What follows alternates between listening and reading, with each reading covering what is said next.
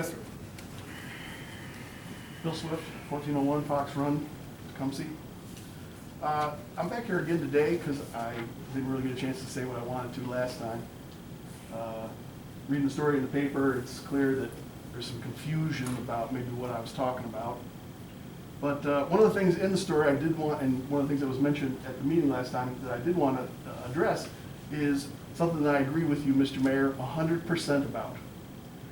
And that is based on 4 years of checking out city councils, village, township, school board meetings. Nobody in Lenawee County does as good a job as you do running meetings and making sure that things are done properly and properly ordered.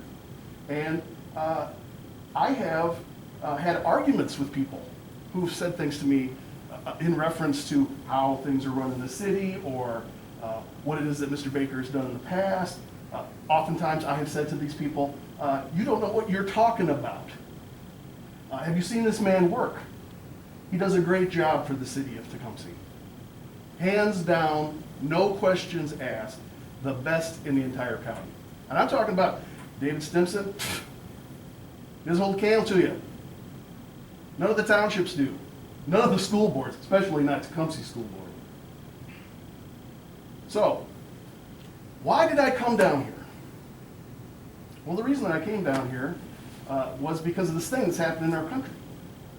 And why am I coming here particularly, where I have not been coming for the last 4 years to make any kind of partisan points or talk about things in any kind of a partisan nature? Well, the reason that I did that is because there was something that happened in our country. It was an attempted coup. It was an insurrection. Certainly wasn't a protest. And I'm going to say, you know, why am I here is sedition, insurrection, show trials in Lansing where no evidence was had. Nobody was sworn and gave testimony. They were show trials. Theater in our state capitol. This is a serious threat to the Republic. You guys all got up at the very beginning of this meeting and you recited the Pledge of Allegiance to the flag. Now, it's not just a piece of cloth. There's something that backs it. It's called the Republic. And the people that represent us, Bronna, Kahle, and Tim Walberg, violated their oaths of office and lied to the people they represent in order to attempt to disenfranchise the people that they represent. And since there seems to be some confusion as to what exactly it was the Texas Attorney General's lawsuit back in December that was an attempt to try to throw out the votes of all the citizens of Tecumseh, all of the citizens of Lenawee County, all of the citizens of the state of Michigan. Our representatives, the people that we elected to represent us, tried to disenfranchise us. That's what happened. And what was it all about? Well, it was about a campaign by a president that lost the election. Hands down, no questions asked. There was not widespread voter fraud. He lost. And what he decided to do, because he's a fascist, is that he tried to overthrow the government of the United States by lying and undermining the democratic institutions of the Republic. And he had help from people in the Republican Party, and they still, to this day, are engaging in this activity, attempting to undermine the democratic institutions of the Republic. Blatantly and obviously, right in our faces. Now, I'm going to tell you, I'm not going away. And as much as this man over here would like to write a story about, you know, what happened at a school board meeting and me being removed from that school board meeting, you folks should all understand, I am as proud as I could possibly be of that event. There's nothing that brings me more joy when I think about the laughingstock that the schools have become because of the reporting of the local paper. I have no concerns about that at all. In fact, I love telling people about it. I am implacable in the defense of the truth and my rights. And I'm going to tell you that what happened here in the last week with the purge of Liz Cheney, remember her? She was the guest of honor over here at the Lenawee GOP a few years ago. I wonder if they'd give her the time of day today.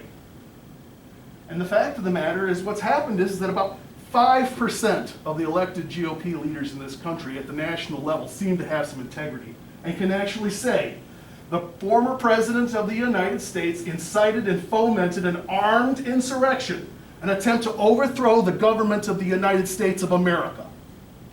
That fact isn't going anywhere. And the fact that these elected representatives supported and approved it and still are supporting and approving of it is shameful. There's not an attempt to shame anybody. It is shameful. And I'm going to tell you, when I see people getting mentoring from somebody who tried to disenfranchise me based on a lie, I see that as being shameful. And if I see a person getting an award from that person, I see that as shameful.